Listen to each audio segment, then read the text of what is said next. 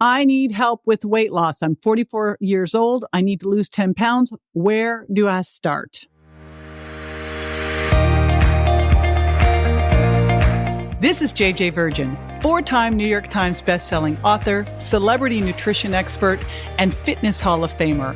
I've been on a lifelong quest for answers to the toughest health questions. And now I'm sharing what I found with you. Welcome to Ask the Health Expert. Christian Buscemi Leach from Facebook asks, I need help with weight loss. I'm 44 years old. I need to lose 10 pounds. Where do I start? Yes, I do love a glass of wine in the evening. All right. You and me both, Christian.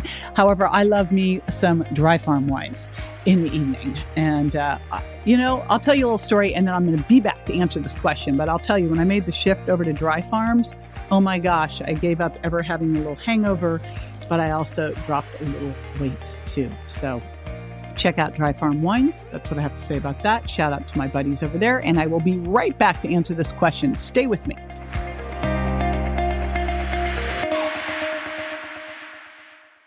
Turmeric has been used in cooking by traditional cultures for years for its health benefits, especially for its anti-inflammatory effects due to the active ingredient curcumin.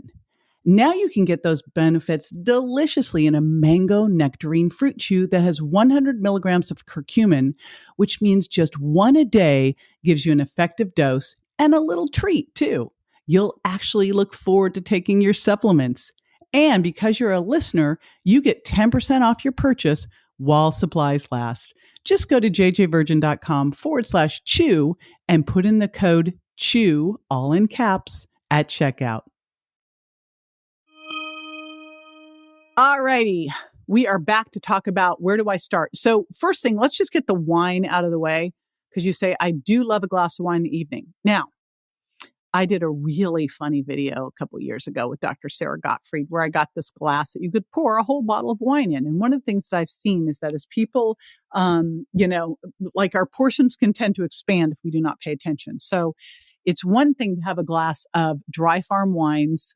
Can you tell how much I love Dry Farm wines?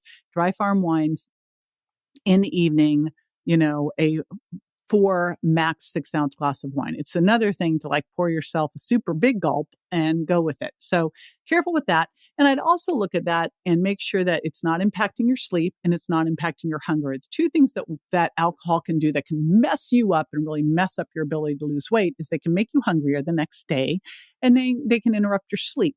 So neither of those things are going to be supportive here. So I always think it's a great thing to have at least I love the dry Januaries and the sober Octobers where you just take a little breather and see how it goes.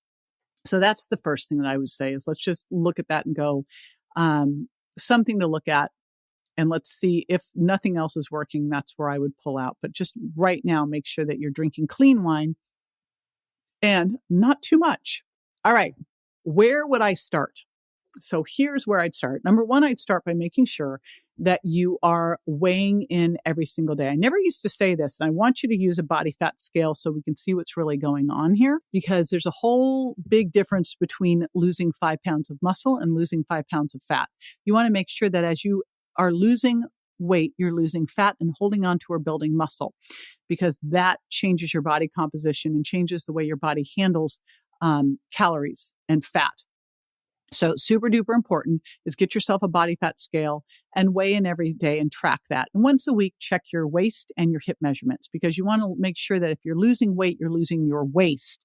If you're losing weight, but your waist isn't changing, you're actually making yourself worse, not better. So super important there. Next thing, first thing that I would like you to do is start keeping a food diary. I know this sounds like a drag, but it is amazing how enlightening it is. And it's so funny because, over the years, I've been at this for 30 plus years, 35 plus years if we're counting. And I've had people just like, oh no, they'll write down their food on the good days. I go, I don't care about the good days. Like write it down every day when you ate and what all you ate and what all you drank. Super enlightening when you have to mindfully write it down. Okay. That's the first thing. Next thing I want you to add before you take away. So I want you to start with making sure that you're getting in a load of non-starchy vegetables, 5 cups or more a day. Getting clean protein at each meal, things like wild salmon, grass-fed beef, pastured chicken. Eat some healthy fats, nuts and seeds, avocado, olive oil, and get as much as you can of non-starchy of fiber, and that would be those non-starchy vegetables, and then a little bit from low carbs, things like wild rice, butternut squash, etc. I detail this out in both the Virgin Diet and the Sugar Impact Diet, how this plate looks like. This is the satiety trifecta. Helps your blood sugar balance, helps you keep fuller longer. So the first thing I like you to do is start to focus on getting the snacks out, getting those meals in correctly, and getting yourself stopping eating 3 to 4 hours before bed. Shut it down. It all goes down. And then don't eat until, an hour after you wake up the next morning or so. Then you're going to do the Virgin Diet. And you are going to pull out the top 7 high food intolerance foods. And the first week is really a detox. And then after that first week, you'll have another 21 days. Now, I've always said 2 more weeks, but I'm extending it, of keeping those foods out and swapping for healthier, healing, detoxifying foods. Then you go back and re-challenge so that you can figure out which foods work for you and which foods don't, and create a diet that is going to support you for the long haul. Every year you should do the Virgin Diet. Every year. But this is how I want you to use it here, is to really be able to make sure you're eating foods that are not creating inflammation and intolerance in your body. Once you've done that, then you move into the Sugar Impact Diet and you really find out all the places sugar's sneaking in. We did some of that in the Virgin Diet, but now you're going even deeper. And then it's really helping you shift from being a sugar burner to a fat burner. And the reason is then you'll be able to add some intermittent fasting for caloric variability into your life, into your diet. And if you do want to flip in a little keto, you can do that too. Your body will be really good at doing that, and you won't fall apart if you try to do that. Along the way, we start to incorporate exercise. The first thing is moving more. Now, I will tell you when you change what's at the end of your fork, that is the first thing that's really going to make that big difference in your body. But long term, if you do not add in the exercise, you will be struggling. In fact, you might become TOFI, which is thin outside, fat inside. Not on my watch, my friend. That's when someone tries to control their weight through diet alone. And plus, it sucks. It's no fun. You can't eat anything. So you're going to incorporate exercise in. I could talk about this in my Fast Fitness program, first by moving more, then by adding high intensity interval training, then by adding resistance training, which changes your whole body's bank account. It helps you use more calories, boost your metabolic rate, and then making sure you've got good restorative yoga and flexibility in there.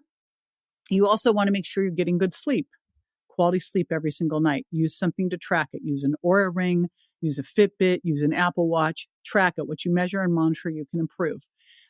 Check your stress. If you're not sure if you've got stress issues, I've got a stress quiz on my website. You can take an adrenal salivary index.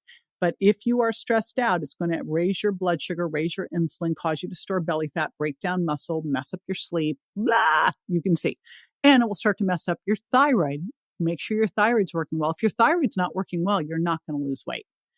And then if you are heading into any kind of a hormone thing, like at 44, you could be heading into perimenopause, and that's where things start to get really crazy. You want to make sure that you've controlled for thyroid, for adrenals, that you're eating healthy, and that you're doing things that help detoxify the bad estrogens, things like freshly ground flaxseed meal, lots of deep green leafies, DIM. I like a product from Designs for Health called DIM Avail. So there's some things to get you started. Here's the thing. As you can tell, the quickest fix I know is doing the Virgin Diet. It's a quick fix that gets you in the game and started moving and on that path of self-discovery where you are your own health detective, figure out what works for you and which doesn't. The idea that there's a one size fits all that works for all of us just doesn't make any sense. The person who can best figure this out for you is you. So this is putting that power back into your hands to do it, and let me know how it goes. This is JJ with Ask the Health Expert. I do this 5 times a week, so make sure you never miss a show by going to subscribetojj.com.